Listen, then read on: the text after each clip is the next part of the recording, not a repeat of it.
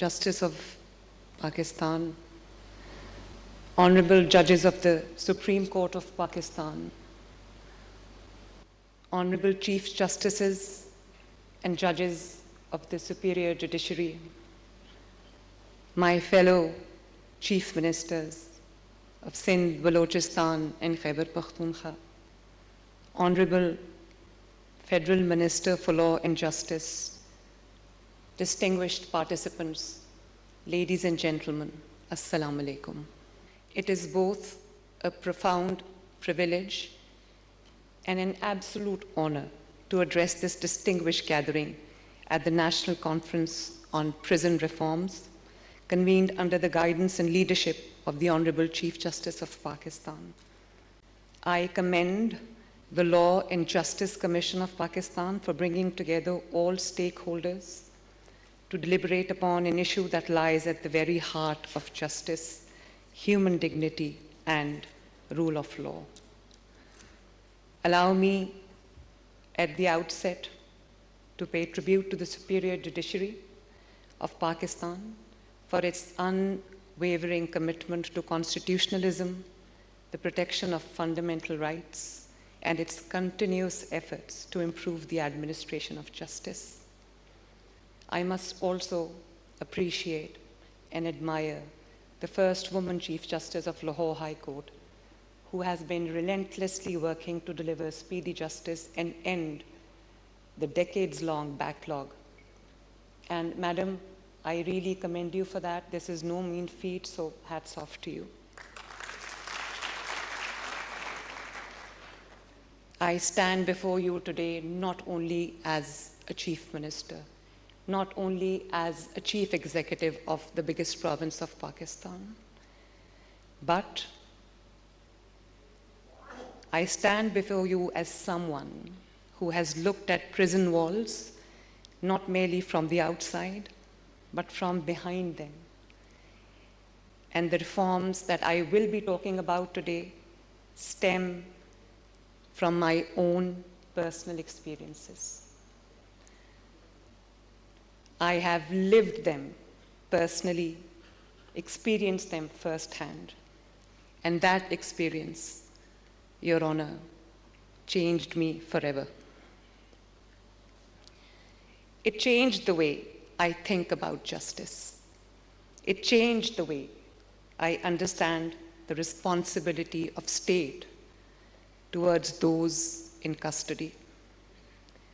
Most importantly, it reminded me that a prison sentence should never become a sentence against human dignity. Your Honor, every reform that we have introduced carries a memory. Every policy that I'm making today carries a lesson learned behind the prison walls, and I did not want these experiences to remain my personal story. I wanted them to become institutional reforms so that no prisoner, regardless of who they are or where they come from, has to endure avoidable suffering. When we speak of prisons, we must look beyond walls, bars, and security arrangements. A prison is not merely a place of confinement. It is a reflection of the values of a society and the effectiveness of its justice system. The manner in which we treat those in our custody ultimately measures our commitment to justice, to fairness, to compassion, to respect, and to human dignity. Punjab operates one of the largest correctional systems in Pakistan, comprising 45 prisons that currently house more than 69,000 inmates, close to 70,000, against an authorized capacity of approximately 39,000. Yet the challenge is not just overcrowding. Nearly 3/4 of our prison population consists of under-trial prisoners. The reality reminds us that prison reforms cannot be pursued in isolation. It must go hand in hand with broader reforms across the criminal justice system. For me, however, these reforms, as I just said, are not merely administrative decisions. Every reform, as I said, carries a memory. Every policy has a human story behind it.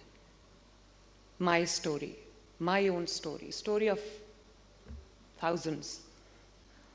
Every improvement reminds me of something I witnessed or experienced myself firsthand.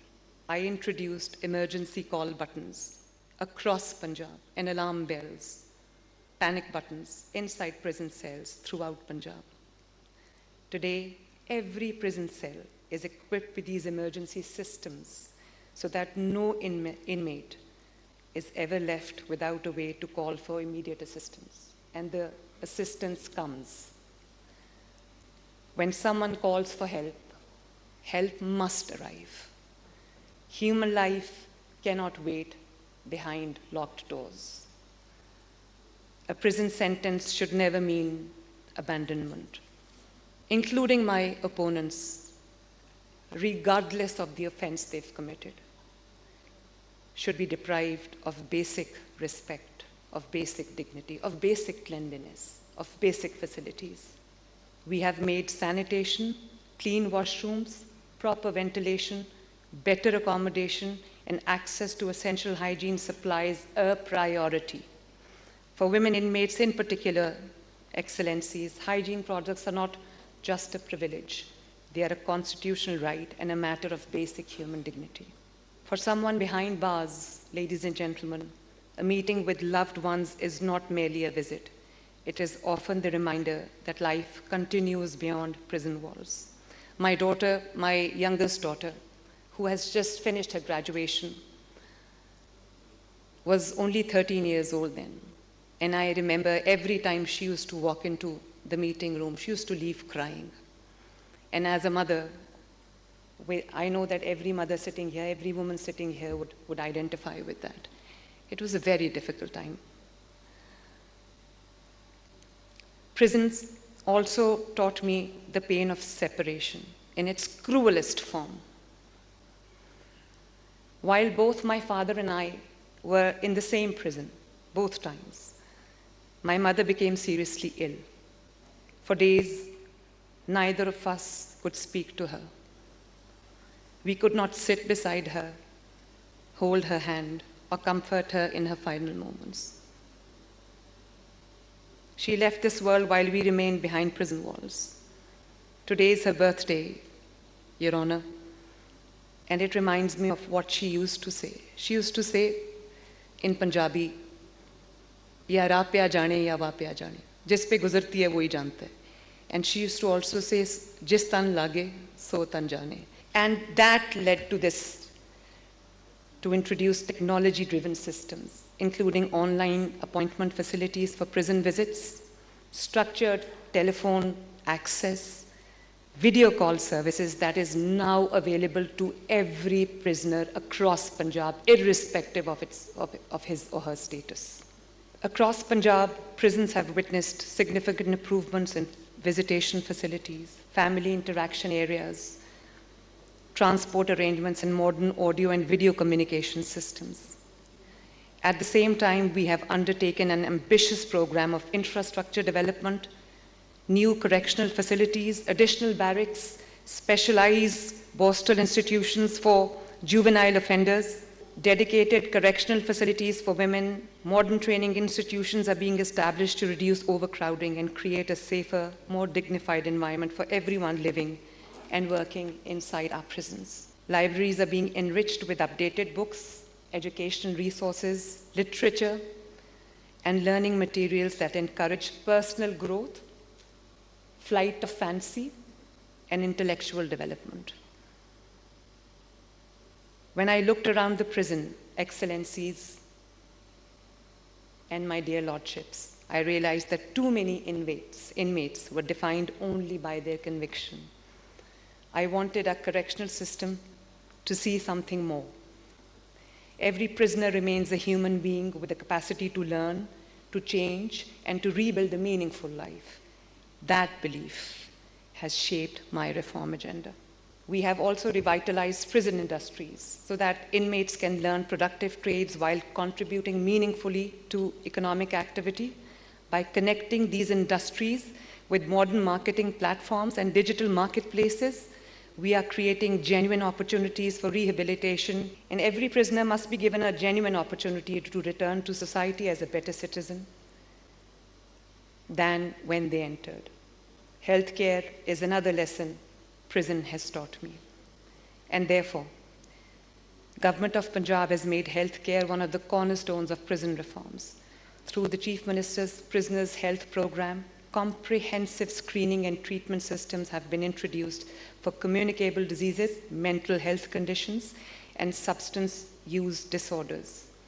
Jail hospitals are being upgraded, and partnerships with leading hospitals and healthcare institutions have been strengthened to ensure professional medical supervision and continuity of care.